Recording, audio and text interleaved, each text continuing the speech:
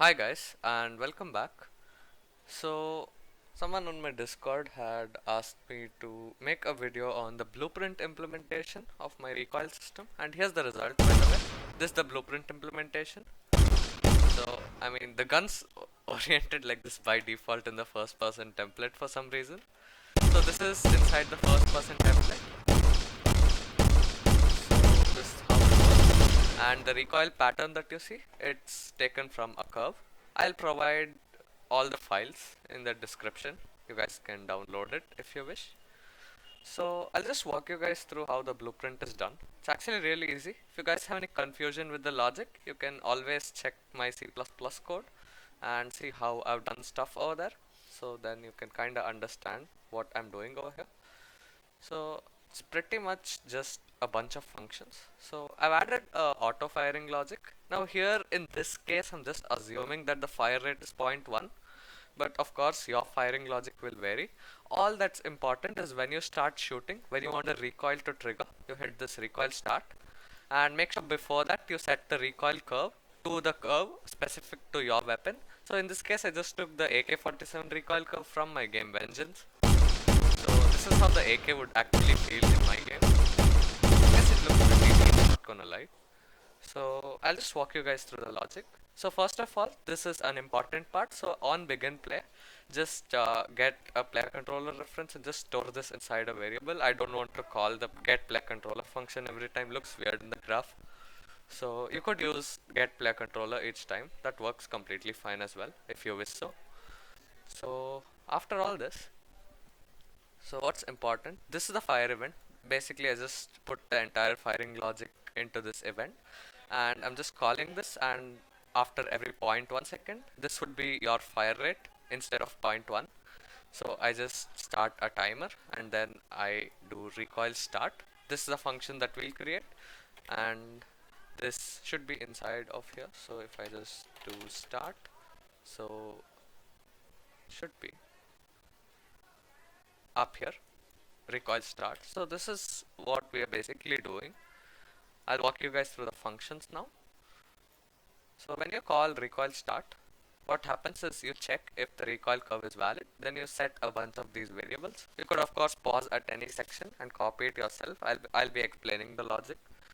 So then we get the control rotation of the player, and that would be the starting point of our recoil. If you guys don't know how it works, you can check my previous video on that. Link would be down in the video description again. And we set firing to true. It's just another variable that we have. And for you guys who don't know what variables to create, basically from here up until here, these are the variables that we create. Now this is something I have set up for auto firing. Again, completely up to you what you're going to have. Then we are going to store this inside a timer handle and set recoil and recovery to true and false respectively. So that's it for recoil start. And in the recovery start, what we do is we get the control rotation, we get the pitch, and we check if the current control rotation's pitch. So pitch is basically a vertical rotation. So now when the camera moves up like this, your pitch increases. When you move right and left, your yaw changes. That's basically how control rotation works. Basically it's a rotator variable. So we are going to get the control rotation, and if it's above the recoil start rotation, so if the player hasn't compensated, so if you'd see if I compensate and go down, you see the recoil doesn't recover. However, if I do this, the recoil will recover to the starting point. That's basically what I'm checking for. So then we are going to recover the recoil in that case, and this is the function to do it. And we're done with this. Now let's head into the recoil timer function. So what we do is we just pause the fire timer and set recoil to false in this. You guys can just copy it over. It's just to support the functionality for the rest of the functions which coordinate along with this. So after this we have recoil stop, which basically just sets firing to false. Now this is automatically called in recoil tick, so you actually do not need to call this explicitly. I think I called it explicitly. No need to do this. So it should still work now. No, I guess we need to call it explicitly. So recoil stop. So these are the two functions you will need to call explicitly, or actually no. I think this is the only one which you need to call explicitly. I forget.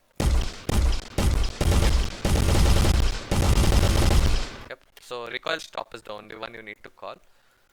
And yes, we went through most of the functions. So recovery timer function, we just set recoil recovery to false. And this is the main function, I'll get to that. And I guess we walked through this. Yep, we did. Recoil stop is pretty simple. Recoil timer function is pretty simple, and this is the complicated part. So if the recoil is currently active, we get the timer from the curve which we had. So this is the curve that you'd set before the player starts shooting, or whenever he picks up a new weapon or something. So you'd have a recoil curve specific to each weapon. So in my case, I just had an AK-47 recoil curve. I just did it on begin play, but ideally speaking, you do it whenever a player changes a weapon. You'd set the recoil curve. So get the vector value from that vector curve, and then what you do is you set another variable called del again. So these are the local variables you'll need: recoil time, recoil vec, and TMP rot, so temp rotator. So I'm just using some of these just for understandability more than any logical reason. You could do many of this stuff without those extra variables, but it's just much easier to understand later when after a few days you want to make modifications to this. So I get the vector values, and even though I'm simply just plugging in the y and z from the vector, essentially all of these are just structs of three floats, so it doesn't really matter what we plug into what. So we get the vector value from the recoil vector curve, and then what we do is we basically, so yeah, I forgot to mention that. So this is a vector curve, by the way, and this is how the curve looks. I guess I showed you guys, but this is how the curve looks actually. This is the y, this is the pitch, and this is the yaw, the points which go like a wave over here. So that's basically your left and right. Of course you can play around, you'll understand it pretty easily. Then we set a few variables here. We get the control rotation, perform all these operations. Again, you can check my code. It's on my GitHub page. You guys can check the code to understand what this actually does. So we set the player delta rot. So this is basically the amount of rotation that the player has made with his mouse manually, and then based on that we just calculate and we set the control rotation for the new amount for which the recoil has to kick up. So the recoil is going to kick up and get into this control rotation, and it is going to be smooth since we are calling it on the tick function. And recoil delta rot, again we are just going to be setting it to del. We are going to be using this variable to get the previous frame's control rotation. So that's why we are using recoil delta rot. And if the player is not firing, we want to stop the recoil. So first we'll check if the recoil time is greater than the fire rate. In this case I put 0.1, but if you have a fire rate variable, like how I've done in this object right here, whatever I've encapsulated inside, so I should have fire rate somewhere over here. So float fire rate, yep. So you'd plug your fire rate variable inside over here, and if the recoil time is greater than that, the reason we are doing it is, let's say I just instantly just click. We want the recoil to go up until the amount it would have gone for the first shot, because we did technically fire one shot. So we want the recoil to go up at least that much and then recover, rather than just immediately start recovering. If I don't do this, let me just show you what's gonna happen. So as you can see, it's not recovering properly. So if I just immediately leave the mouse, so it's almost not going to kick up at all. So that's why I'm doing this. And then we invalidate the fire timer, set recoil to false, and call the recoil stop as well as the restart functions. So that's it, I guess. Then we also have on false under recoil, what we have is we have a bunch of logic. So if recoil recovery is true, so if we are recovering at the moment, we get the control rotation, and then we just set it inside a local variable. This is just a temporary, no, this is not, yeah, this is a local variable. So we just set it to that, and we check if the start rotation's pitch is greater. So this is again, so let's say you pull your mouse down, you don't want the recoil to recover if the mouse is pulled down already. So we want to recover only if the player's mouse position is actually above where he initially started. So that's why we are doing this. and if that's false, we are just going to stop the recovery. Otherwise, we are going to do the recovery logic. You guys can again just copy the operations. All the code is there inside my GitHub page. So if you are implementing this in blueprints, you can just copy this. So we are interping basically back to the start location. So in order to get back to the start location, we just do some basic math over here and use an RInterp to.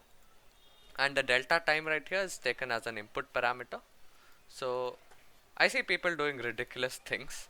Like honestly, just they do stuff like promoting this to a local variable and stuff. You don't need to do that. You can just directly get it.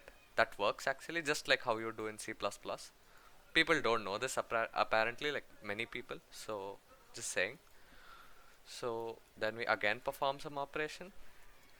Now we get the pitch and the yaw from the recoil delta rot. Now the recoil delta rot is a variable which holds the amount of rotation that is manipulated by the recoil, not by the player. So ignoring that, then we add that to the difference between the control rotation and the temp rotation which we got over here. And then we set the recoil delta rot again. The reason we do this is because let's say the recoil recovers a bit. So now it's partially recovered. So now it's partially recovered and then it fully recovered. So when it's partially recovered, we are basically saying that the impact that's rotated by the recoil has reduced a bit. So we have recovered back by a certain amount. So the effect of the recoil has reduced. So we are just subtracting that a bit so that we can continue with the recovery logic back over here. So that's basically it, guys. Thanks for watching. If you guys did enjoy the video and found this helpful, make sure you guys do leave a like. And any questions, feel free to post them on my Discord. I'd be ready to answer them. And I'll see you guys next time. Goodbye.